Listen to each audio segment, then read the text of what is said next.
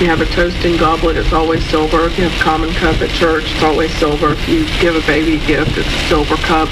All that started before disease prevention. They're visually beautiful, but they're still more of a tool than a decoration. A favorite object from Corley's collection is a small item made by legendary patriot Paul Revere. It's a little spoon, and on the back of the bowl of the spoon, on the convex part, is a little bird cage. In the bird cage is a little baby eagle flying out, and in the ribbon in the eagle's mouth it says, "I love liberty." Corley never collects a piece of silver without knowing its story. She said there are objects that need to be found so that their stories can be recorded. Like, I never thought I would own Wade Hampton's spirit stand. I have Robert E. Lee's card case made of silver. Should I have that? No. But I have it because I'm the type of person that will tell the story, so these things sort of find me in that sense. So for me, I'm still looking for the stories. I want everyone I can get before I'm done. The Charleston Silver Lady said she gets a thrill when people tell her that hearing her speak has inspired them to preserve their own family stories. This report also can be heard at SouthCarolinaPublicRadio.org. For South Carolina Public Radio, I'm Bud Underwood. Hi, this is Rudy Mankin from USC for Nature Notes. Alexandra Roach sent me a photograph of a beautiful fella in the dog park in Aiken, South Carolina, is the way she described it. A few concerned owners quickly scooted it to the edge with something and then sort of threw it up against the fence. It landed there, and it's beautiful gray with black coloring, rather small in size. Some thought it was a corn snake, others thought it was a pygmy rattlesnake, but my biologist friend says it's a rat snake, and it was a young black rat snake. That's one of those things that, like gray color, black blotches, does resemble a number of snakes that potentially could be harmful, but no problem. My grandmother would call that one of the chicken snakes, but it grabbed the hole, wrapped around the spaces in the fence, and really it was a pretty incredible photograph that she had. This is the time of year to see young snakes. Last week on Car Talk, once again, we were brilliant, absolutely brilliant.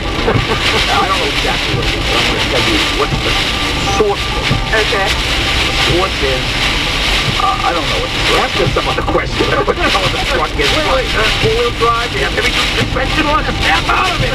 For more clear and concise car advice, join us this week for the best of Car Talk, Saturday mornings at 10 here in South Carolina Public Radio. Next time on Ask Me Another, instead of curling up with a book, curl up with this new episode packed with our favorite literary themed games, like this one, where contestants had to match a famous book with its one-star Amazon review.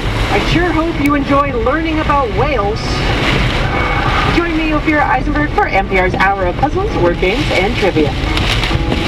Saturday at noon and Sunday afternoon at 1.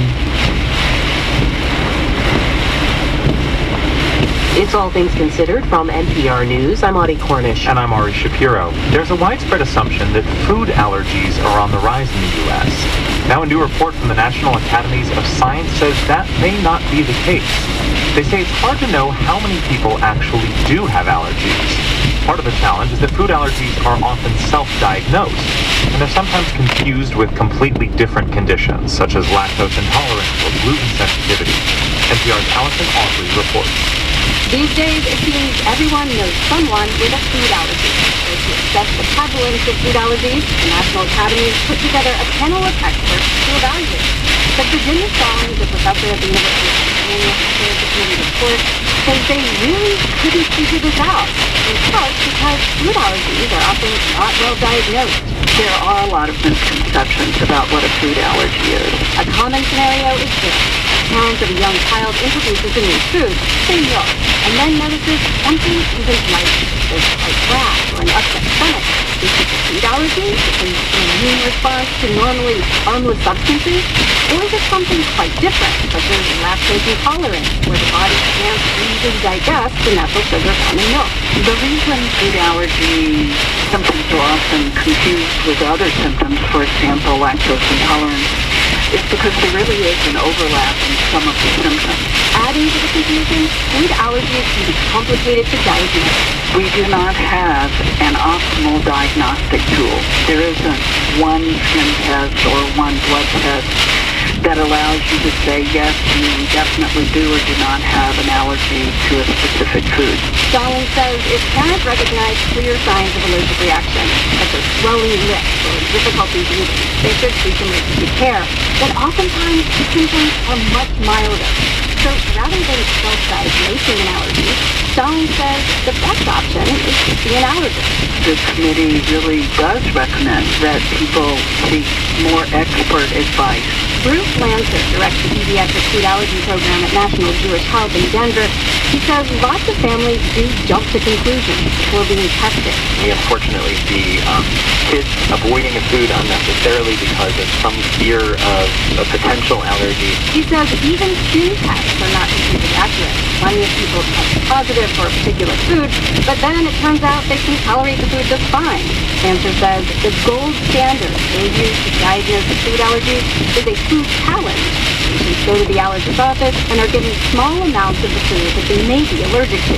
We start with a small amount of food and slowly give increasing doses up to a full serving. And obviously if they react at some point, we stop and treat. Lancer says he tests his patients every year to see if they've outgrown the allergy, which they often do. In fact, he says about 1 in 5 people outgrow their peanut allergy. Allison Aubrey, NPR News. The late Fidel Castro made music part of his mission to promote his Cuban identity. The conservatory got a boost after the 1959 revolution, producing several generations of talented musicians and composers. Harold Lopez Musa is part of a new crop of jazz players making their voices heard outside Cuba. Beto Arcos reports that Lopez Musa was trained in one of the country's classical conservatories. You can hear Harold Lopez Musa's training in his playing.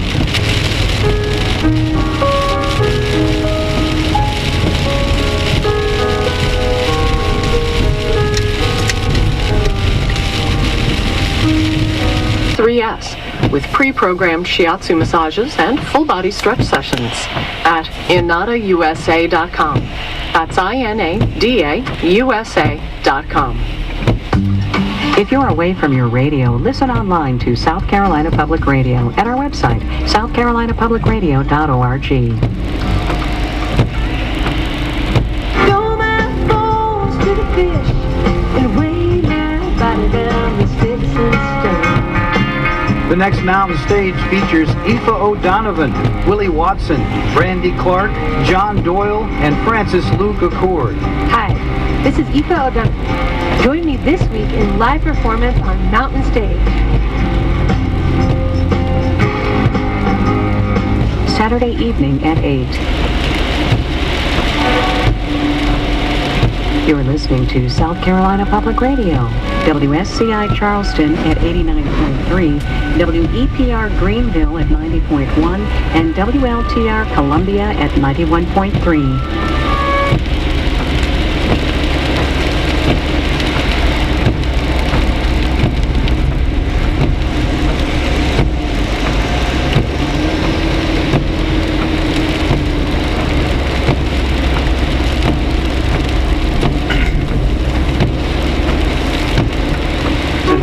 After Donald Trump promises incentives. For Wednesday, November 30th, it's All Things Considered.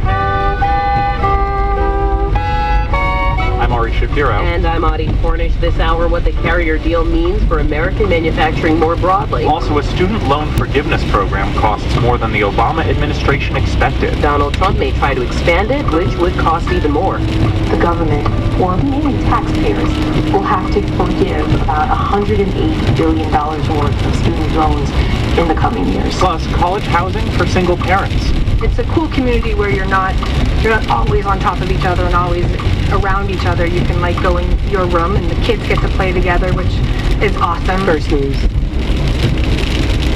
Live from NPR News in Washington, I'm Jack Speer. Homeland Security Secretary Jay Johnson says there is no evidence so far the 18-year-old accused of the attack at Ohio State University on Monday had links to terror groups. 11 were wounded in the attack, NPR's Brian Naylor reports. Abdul Razak Ali Artan was an Ohio State student who drove his car into a group of people on campus and then slashed several with a knife. Artan was shot and killed by campus police. Homeland Security Secretary Johnson says while it's still early in the investigation, at this stage, We see no direct links to a terrorist organization. At this stage, we see no communications, direct communications with a terrorist organization overseas by this individual. Johnson says the FBI and others continue to sift through every piece of evidence they can find about Artan, but it appears he had self-radicalized. Brian Naylor, NPR News, Washington. The Tennessee mayor says the death toll from raging wildfires in and around the Great Smoky Mountains has now risen to 7. Mayor Larry Waters saying officials there believe more than 400 buildings have been damaged in Sevier County, including half of the city of Gatlinburg. Officials say the wildfire that spread embers and flames into the area has been igniting new fires, forcing thousands to flee. The blaze is reported to be only about 10% contained. Rain falling in the area is helping, but officials say the wildfire threat is not over.